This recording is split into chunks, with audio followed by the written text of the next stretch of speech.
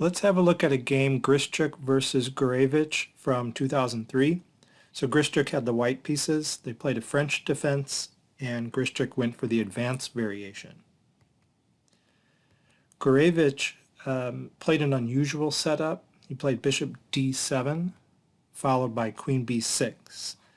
And this is known as the Wade variation, and black's intent is to develop his bad bishop very quickly and trade it off for white's bishop.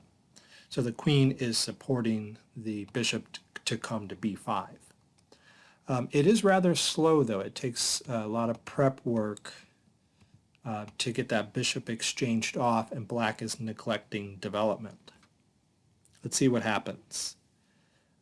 A3, typical response, intending to play b4, expanding on the queen side, trying to open a file and get rid of the b2 weakness. So bishop b5, b4, and the point is if black takes the bishop on f1, then white throws in a Zwischenzug, attacks the queen, and then recovers the bishop. And so white would be up a pawn. So instead, black trades on d4. Okay, and so white gets this c3 square opened up for his knight, and he'll get the c file for a rook as well. Okay, knight d7, knight c3 attacking the queen, falls back, and now white sees that black wants to get his knight to this nice outpost on c4. So he prevents it with the very nice move, knight to a4. Okay, knight e7, bishop e3. It's a typical place for the bishop in the advanced variation. It serves a defensive role. It anchors that pawn on d4, but it's free to move along this diagonal when needed to play an active role.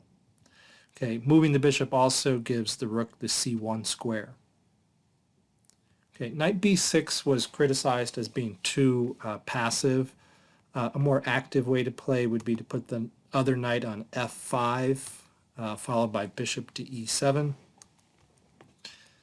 So knight b6 allows for this trade, and then white castles, and knight c6.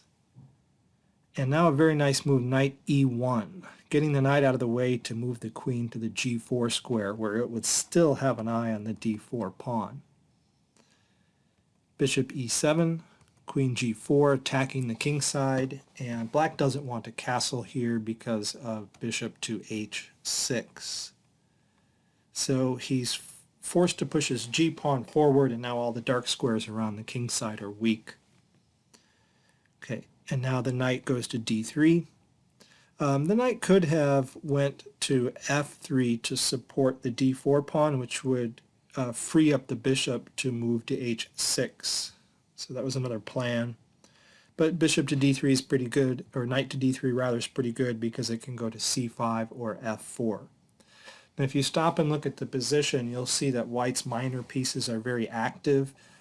This knight has these nice two squares to choose from, and the bishop can play an active role along this diagonal when needed.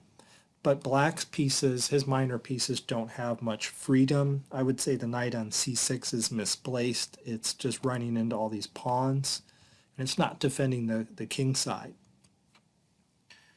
So white has a strong advantage positionally. So black castles. The knight sinks into a great outpost on c5. Queen c7, rook a c1, rook f c8. And now white decides to attack on the king side with h4. You may wonder why doesn't white go for b5 here and drive the knight off and then get a pawn by knight takes e6 with a discovery on the queen. Well, that falls into the tactic queen to d7, pinning the knight to the queen, and white would lose the piece. So white doesn't fall for that.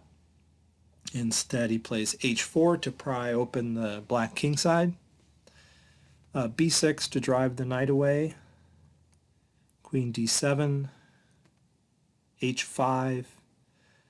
Bishop f8 is designed to free up a square for the knight to come to defend on e7. Knight f4, all the pieces are swarming into the king side. Bishop g7 was played. Knight to e7 here would be a mistake due to h takes g6, and then, for example, h takes g6, and knight to h5 since the pawn is pinned, and the knight's going to come to f6 with devastating effect. So bishop to g7 was played instead to help protect that f6 square. And now an excellent move, h6, sacrificing a pawn in order to maneuver the knight to the f6 square. So bishop takes h6, knight h5. The bishop falls back to protect that f6 square again, but then white just trades it off for his knight and plays queen to h4. So his queen and dark squared bishop will attack the king. King falls back, bishop g5, so the crude threat here is bishop f6, queen h6, queen g7 mate. So black is pretty much forced to push the f-pawn forward. So black is sacrificing a pawn, so his queen is defending along the 7th rank. So white takes the pawn, and now knight to d8 with the intent of blockading the pawn on f7. But queen to h6, and now it seems like black barely has everything in control. He has the queen on the 7th rank. The knight can come to f7. So white needs a plan to break through. He's got to get his rooks into the game somehow. And some people have suggested a good plan is to push the f-pawn to f5 and exchange it for one of black's pawns and open a file for a rook. But black goes wrong right away and makes white's task easy by playing rook to c4. And that allows an exchange to take place and a powerful breakthrough d5. Point is the queen can't take d5 because it's preventing a mate on g7, and the pawn doesn't want to take d5 and open up the e-file for the rook. Okay, so black plays a5 to bring the rook up to the 7th rank for further protection, but it does no good. Rook to e1, rook a7, and now the winning move, f7 check. Good tactical awareness, and black resigned. If black takes with the queen, then his knight is hanging. If he takes with the knight, then d takes e6, forks the queen and knight. And if he gets out of check by moving into the corner, then he gets mated with the bishop. So he's going to lose a knight. So black resigned. All right, thanks for watching the game.